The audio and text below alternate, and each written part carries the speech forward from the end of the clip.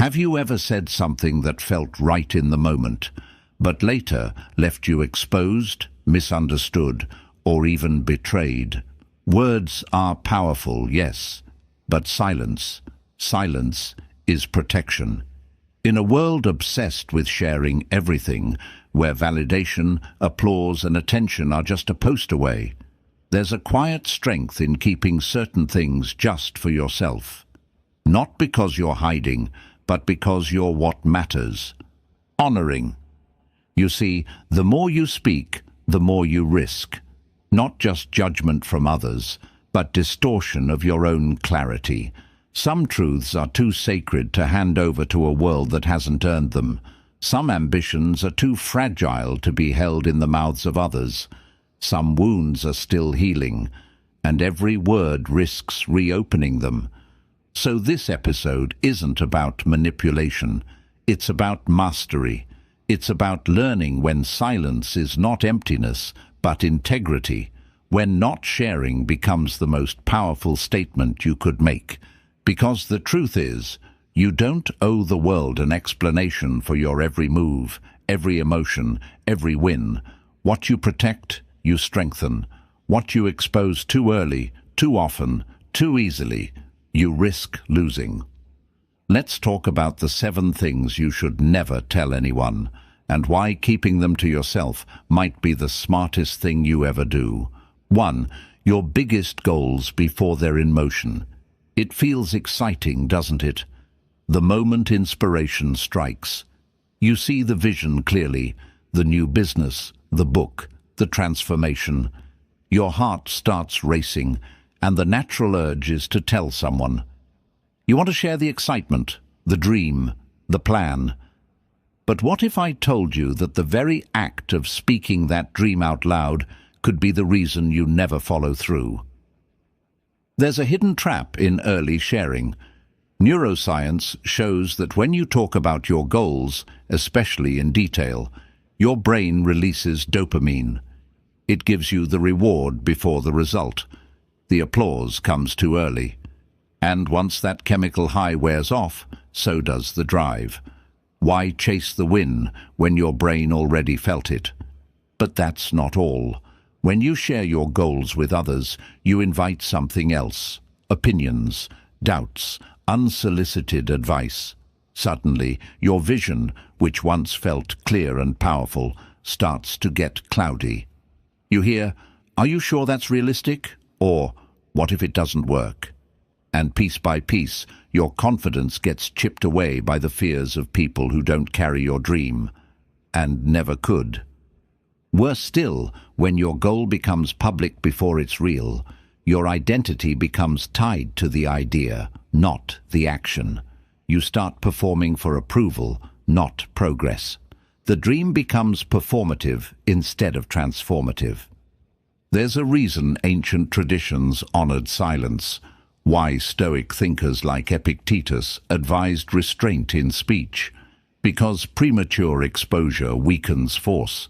When energy is spent talking about the thing, it's no longer being used to build the thing. And goals, real goals, need energy, focus, privacy, time to root before they bloom. So, what should you do instead? You protect the seed. You water it quietly. You move in silence, not out of fear, but out of respect for the process, for the idea, for the version of you who's still becoming. You let your actions whisper before your words shout. And when the results show, you won't need to announce anything. The shift will be visible. The work will speak louder than the plan ever could. You don't owe anyone an early look into your unfinished masterpiece. Keep it close. Build in the dark. Reveal only what's earned its light. 2. Your deepest insecurities. Vulnerability is a beautiful thing when it's earned, but not every ear deserves your truth, and not every space is sacred enough to hold your wounds. There's a danger in assuming that honesty is always safe, that openness will always be met with care. Because while some people will meet your honesty with compassion, others will meet it with calculation. When you share your deepest insecurities too freely, you give away a part of yourself that cannot be easily reclaimed. You hand over the most fragile pieces of your story, your fears, your doubts, your inner cracks, and you trust that the other person will cradle them gently. But the truth is, not everyone has the emotional maturity or the integrity to handle that responsibility. Some will misuse it, not always maliciously, sometimes just carelessly. A joke here, a slip of the tongue there, a moment of frustration that turns your confession into ammunition. You've probably seen it happen. That thing you said in confidence suddenly reappears in gossip, or it's brought back to you during an argument, twisted, exaggerated, thrown in your face. And it stings, not just because of the words, but because of the betrayal of the space you thought was safe. And then there's the other cost, internal. The more you expose your insecurities without discernment, the more you reinforce them, you rehearse them, you make them bigger, you let them define you. It's not healing, it's looping. And it doesn't create closure, it creates dependency. You start needing external validation to feel whole again. That's not strength, that's outsourcing your center. But here's the shift. You don't need to be silent forever, you just need to be selective. Vulnerability is sacred. Share it with people who've proven they can sit with pain without trying to fix it, judge it, or use it. People who know how to listen without turning your story into their mirror. People who treat your truth as a privilege, not a possession. And those people, they're rare, but they exist. Until you find them, let your journal hold what others can't. Let solitude become your sanctuary. Let your healing be your own. Because when you protect your insecurities, you're not hiding, you're honoring. Not everyone deserves to see your scars. Let them witness your strength instead. 3. How much money you make or have. Nothing shifts a room faster than the mention of money. It doesn't matter if the number is high or low, it alters perception. Suddenly, people don't see you anymore. They see a story, a target, a threat, an opportunity, and often none of it has anything to do with your actual character. When you reveal how much you earn, you unintentionally invite a silent calculation, especially from those closest to you. Friends start comparing, family starts expecting, strangers start assuming. You'll notice it in subtle changes, a shift in tone, a request framed in guilt, a new discomfort in conversations, not always out of malice. Sometimes it's subconscious, but it's real, because money for many isn't just currency, it's identity, power, security. And when you disclose your financial life, you hand people the tools to define you by it. You might think, but I've worked hard for this. I should be proud, and you should. But pride doesn't need projection. True confidence is quiet.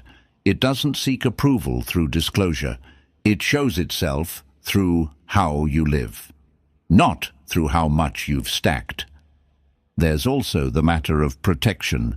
The more people know about your finances, the more vulnerable you become to manipulation, to pressure, even to danger. Whether it's someone using your generosity, judging your choices, or feeling entitled to your success, the cost of sharing is often invisible until it's too late.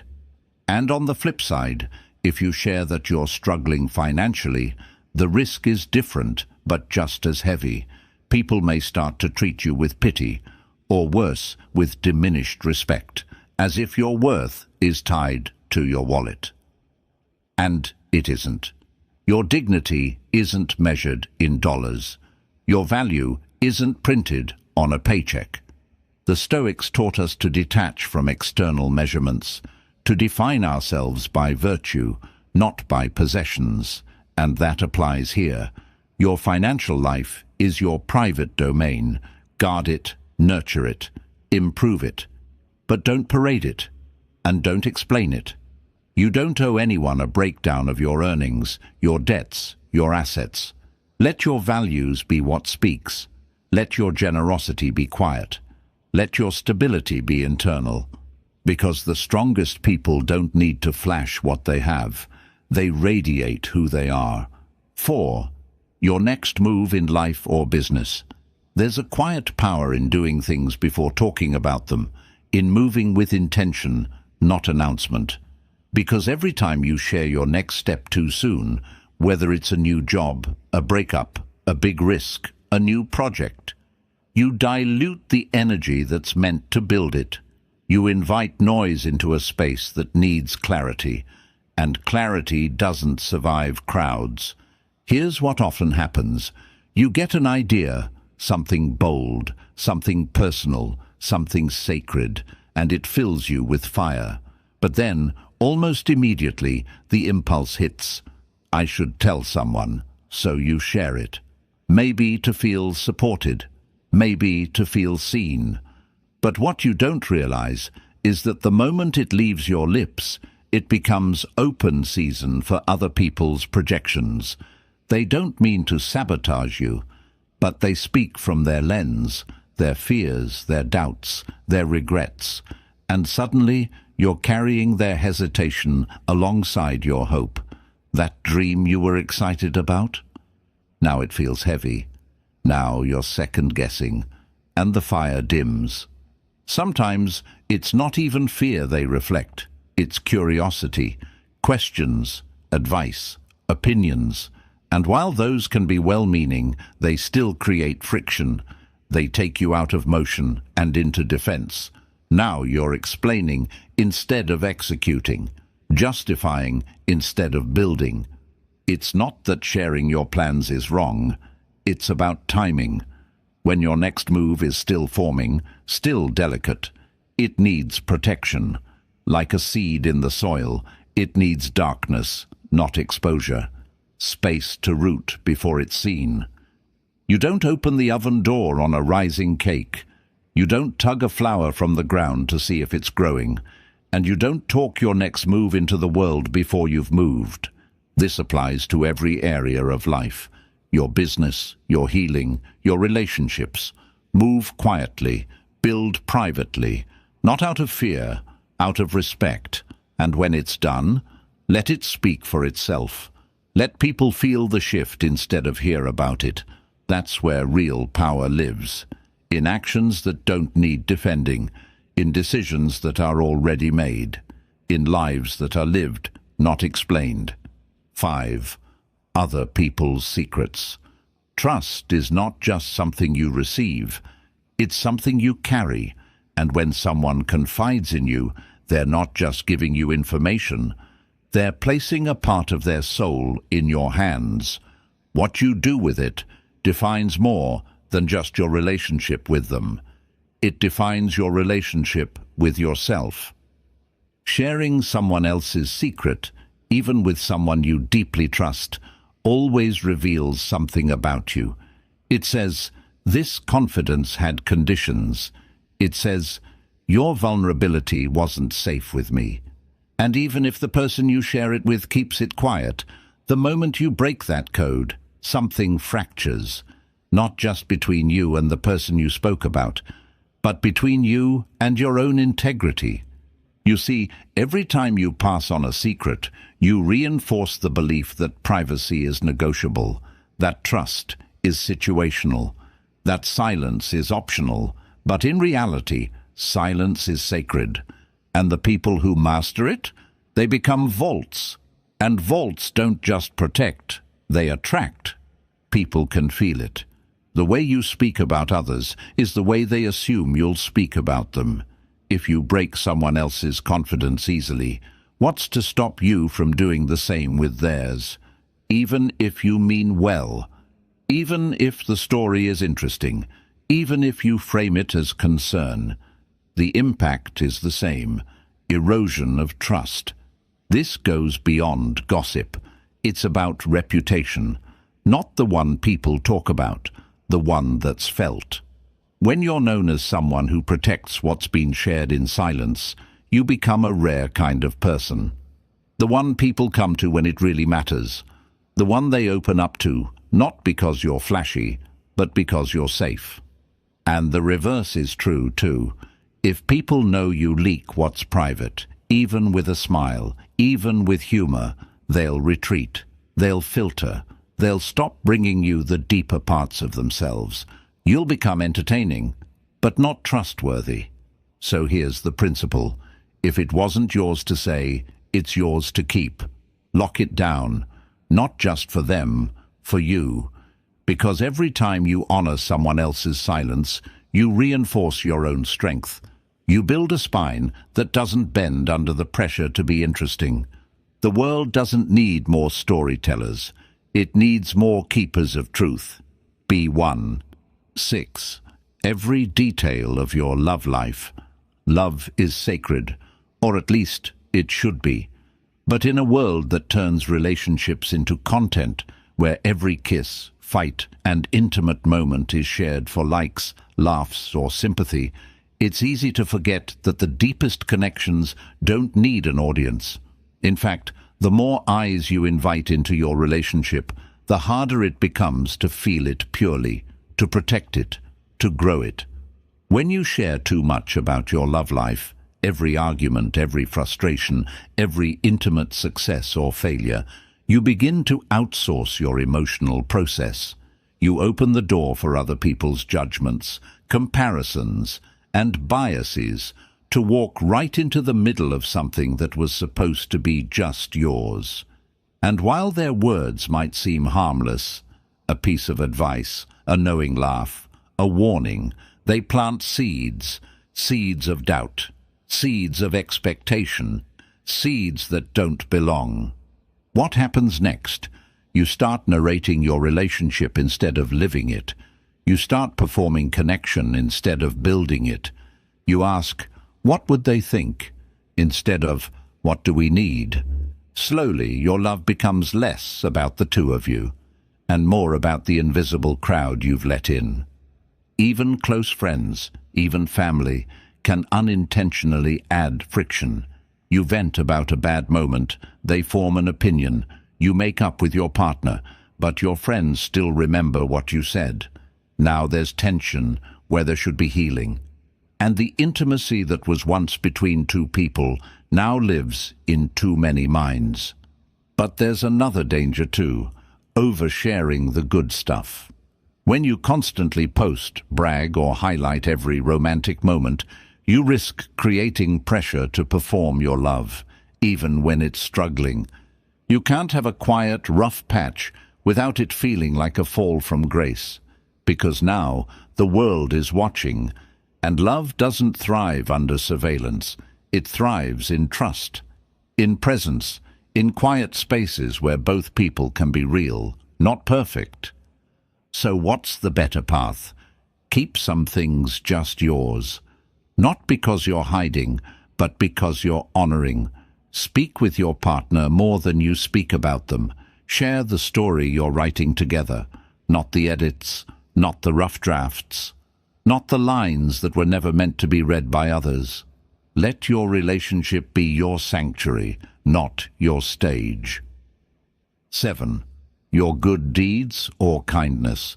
There's a certain type of silence that glows, the kind that surrounds a quiet act of goodness, a gesture no one saw, a kindness you never mentioned, a sacrifice you made without applause. In a world constantly hungry for recognition, that kind of silence is rare and powerful, because when you do something good and you tell no one, it means you did it for the right reasons. But let's be honest, it's tempting to drop a story about how generous you were, to mention the favor you did, to casually let others know how deeply you showed up for someone. And it's not always from ego. Sometimes it's a craving to be seen, to be appreciated, to feel like we matter. But the moment you announce the act, something in it fades, the purity softens, the humility evaporates. The ancient wisdom traditions, from Stoicism to Eastern thought, warned about this. They knew that when virtue becomes a performance, it ceases to be virtue. When you use your goodness to build an image, it becomes currency, not character. And over time, that need for acknowledgement becomes a cage. You start doing things for the story, not for the soul. You start asking, will they notice? Instead of, is this right? But here's the truth. The strongest acts of kindness are the ones only you know about, because those are the ones that shape you, not your reputation, you. Every time you choose goodness in secret, you carve a deeper groove into your integrity. You remind yourself, this is who I am, even when no one's watching. And when your identity is rooted in that kind of silent power, no one can take it from you. Not praise, not criticism, not applause or absence of it. You become grounded, not in performance, in principle. So the next time you do something kind, hold it close. Let it breathe in the dark. Let it strengthen you from within. Don't rob it of its power by putting it on display. Let your kindness be felt, not flaunted. Let it ripple through the world without needing to sign your name to it. Because the people who quietly change the world are never the loudest in the room. They're the ones who understand. When the soul is clean, the silence shines. We live in a world that celebrates expression.